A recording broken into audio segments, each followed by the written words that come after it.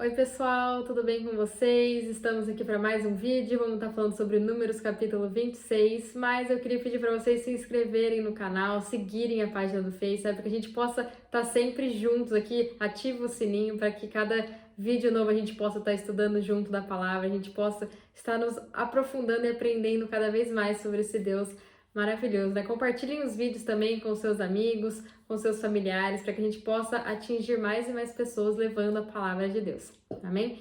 Gente, no capítulo passado a gente viu como os israelitas caíram em pecado, né? Onde Balaão, não conseguindo amaldiçoar o povo de Deus para receber a honra terrena que ele ansiava em seu coração, ele passou a ensinar Balaque, né, meios de fazer com que o povo caísse em iniquidade aos olhos de Deus, para que talvez assim Deus amaldiçoasse o seu povo. A gente falou sobre a praga que se alastrou no arraial dos filhos de Israel, né, e como Finéias, neto de Arão, fez com que ela cessasse. Mas mesmo assim, antes desse ato de fidelidade perante o Senhor, a praga atingiu e matou 24.000 pessoas. E nesse capítulo a gente vai falar um pouco sobre a segunda contagem dos filhos de Israel. No primeiro capítulo de Número nos é relatado o primeiro recenseamento, onde todo o povo ainda estava no deserto do Sinai, recebendo as ordens e direcionamentos do Senhor para então seguirem na sua jornada rumo à Terra Prometida. A gente viu que eles passaram por vários períodos escuros de desobediência do Senhor, mas um deles foi primordial para tudo o que aconteceu, né? Para que ao invés de 40 dias, eles ficassem 40 anos vagando no deserto, né? Até que toda essa geração infiel morresse, para que então Deus guiasse e levasse o seu povo para a terra da promessa. E esse momento foi quando Moisés envia os 12 espias para eles olharem a terra ao qual o Senhor havia lhes prometido. E ao retornarem, 10 deles relataram a sua incredulidade, onde deram um relatório negativo de toda a terra. E somente 2 espias, Josué e Caleb, demonstraram sua total confiança no Senhor e em sua promessa, como a gente viu em Números 13. Lá em Números 14, 20 a 23, nos diz assim: Disse o Senhor, conforme a tua palavra lhe perdoei. Tão certo como eu vivo e como a glória do Senhor encherá a terra, nenhum dos homens que viram a minha glória e os sinais que fiz no Egito e no deserto, e me tentaram essas 10 vezes e não obedeceram a minha voz, nenhum deles verá a terra que prometi com juramento a seus pais, nenhum deles que me desprezaram a verá. E em Números 14, 28 a 30 diz assim: Dize-lhes, tão certo como eu vivo, diz o Senhor, como falastes aos meus ouvidos, assim farei a vós outros. Neste deserto cairão os vossos cadáveres, como também todos os que de vós foram contados no recenseamento, de 20 anos para cima, que murmuraram contra mim.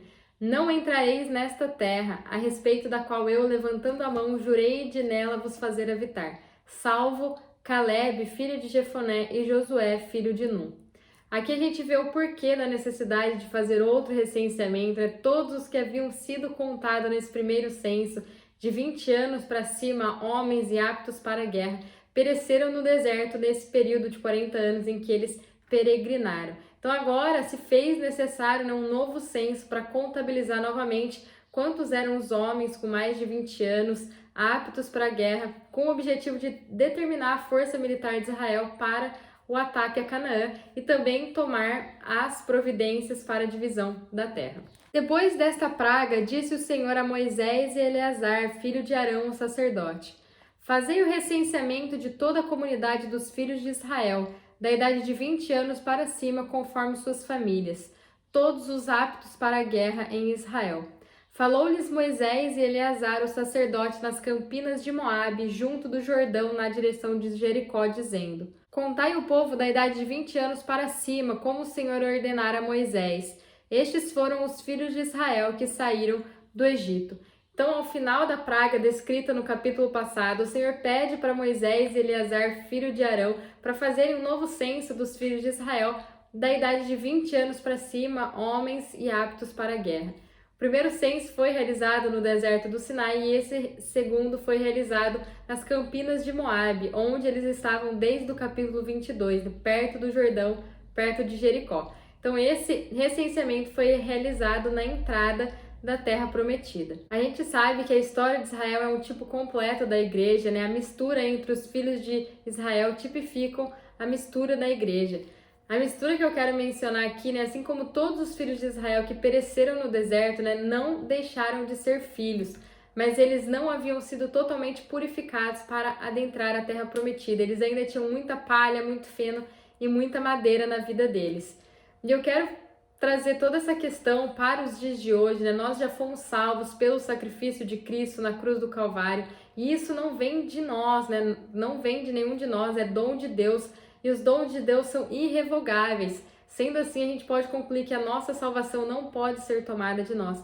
A gente que aceitou Jesus como o Senhor de nossas vidas, nada e nem ninguém, nem mesmo a gente, pode fazer com que essa realidade mude.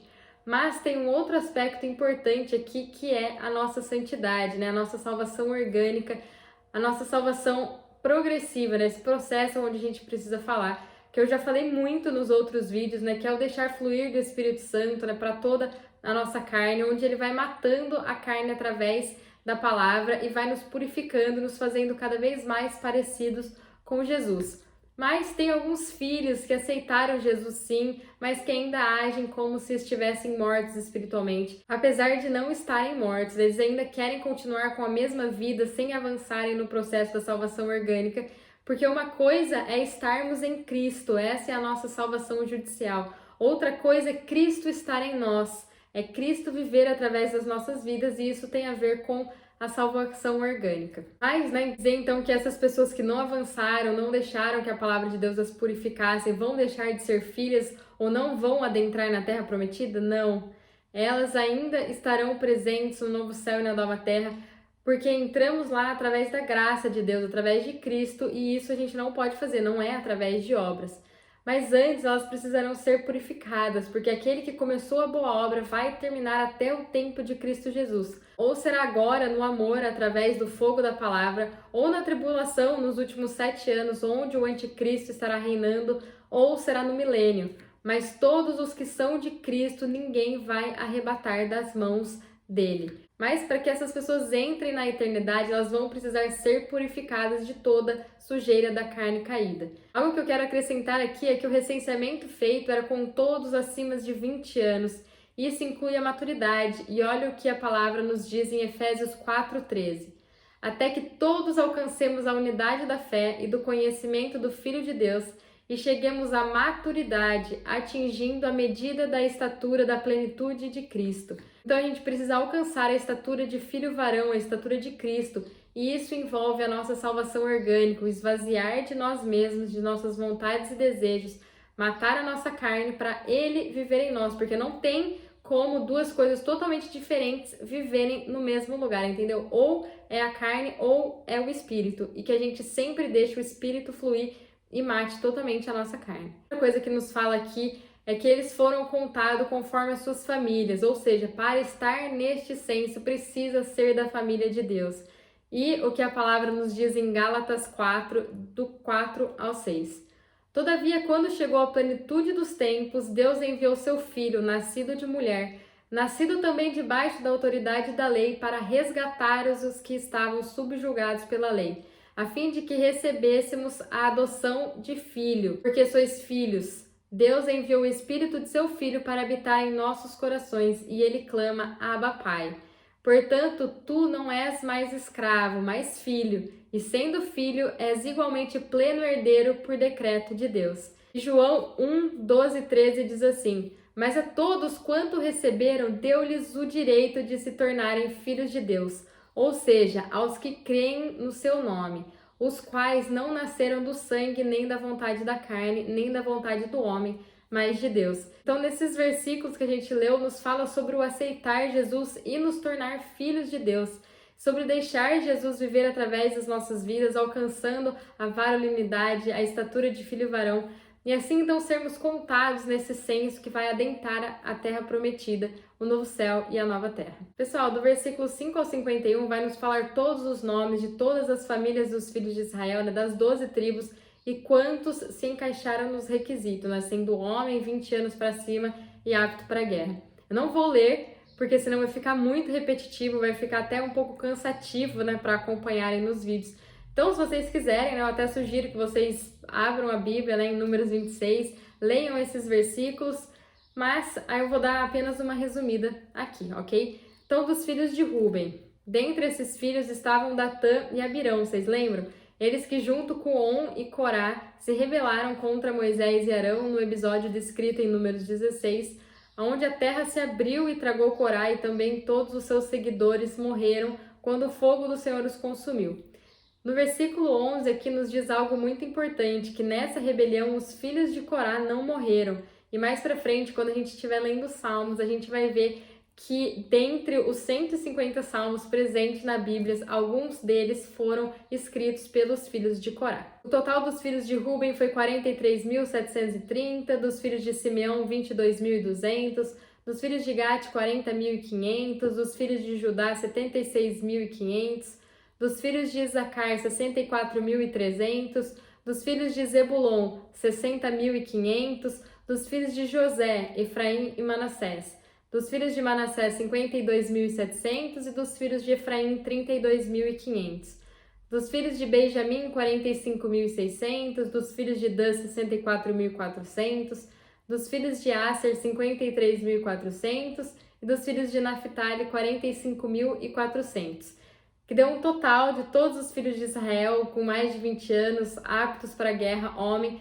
601.730. Disse o Senhor a Moisés: a estes a terra será repartida em herança, segundo o recenseamento.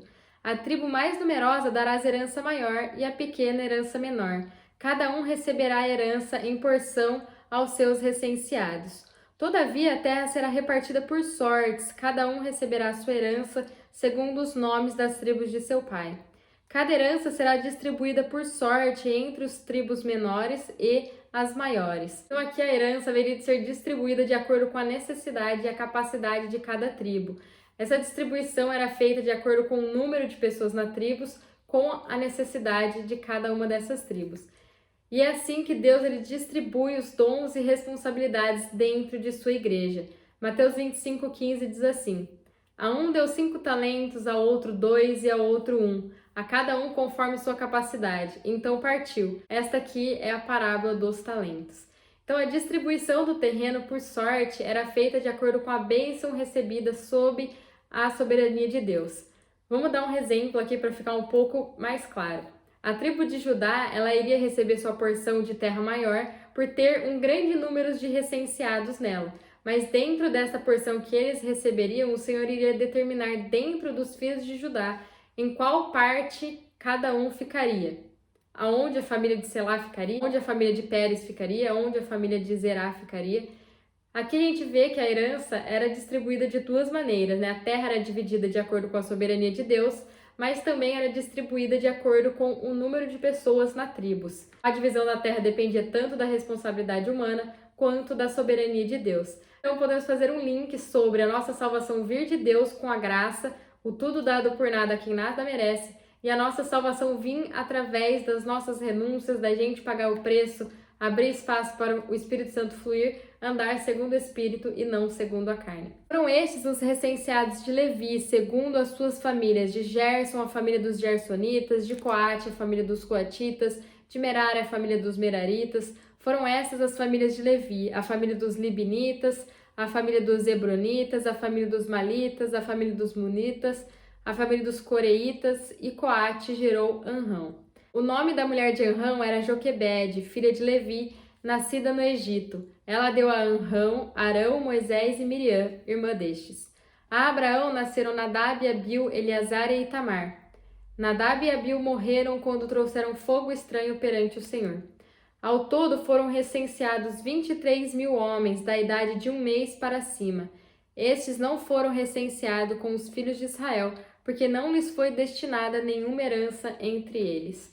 Então, nesses versículos nos falam sobre a tribo de Levi, os levitas, que não tinham sido contados entre os filhos de Israel. Os levitas eram a tribo mais perto de Deus, né, que serviam a Deus no lugar de todos os israelitas, como a gente viu em Números 3. A gente vê aqui que eles não teriam nenhuma porção na terra prometida, como a gente já falou sobre isso em Números 18:20. Disse ainda o Senhor a Arão: tu não terás herança nem propriedade alguma na terra deles, e nenhuma parte haverá para ti no meio dos israelitas. Eu sou a tua parte e a tua herança no meio dos filhos de Israel.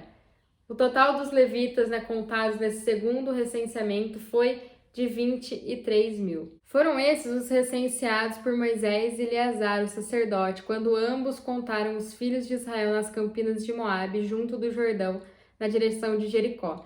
Entre estes não se encontravam nenhum só daqueles que foram recenseados por Moisés e Arão, o sacerdote, no deserto de Sinai. Porque o Senhor havia dito acerca deles: certamente morrerão no deserto.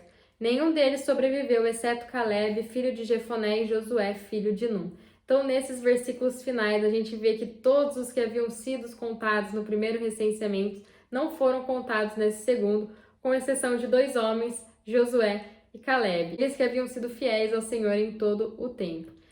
E esses versículos aqui estão relacionados a tudo que a gente falou antes de começar a leitura do capítulo. A gente relembrou o evento dos espias e o relatório negativo de 10 deles, a murmuração do povo, a morte de todos os infiéis e incrédulos, os que ouviram os espias e não creram nas palavras de Deus. E isso culminou nos 40 anos peregrinando no deserto, até que todos os corpos daqueles que haviam sido contados no primeiro recenseamento tivessem caídos no deserto. Algo que a gente pode dizer que sobre esses versículos é que a palavra de Deus é confiável, ela não muda, que ela se cumpre. Isso, fique firme. Se você tem uma palavra de Deus em sua direção, não olhe as circunstâncias, não dê espaço para os seus sentimentos, porque tudo isso pode te paralisar. Ande por fé, ande pela certeza de que tudo que Deus fala, Ele cumpre, porque Ele é fiel.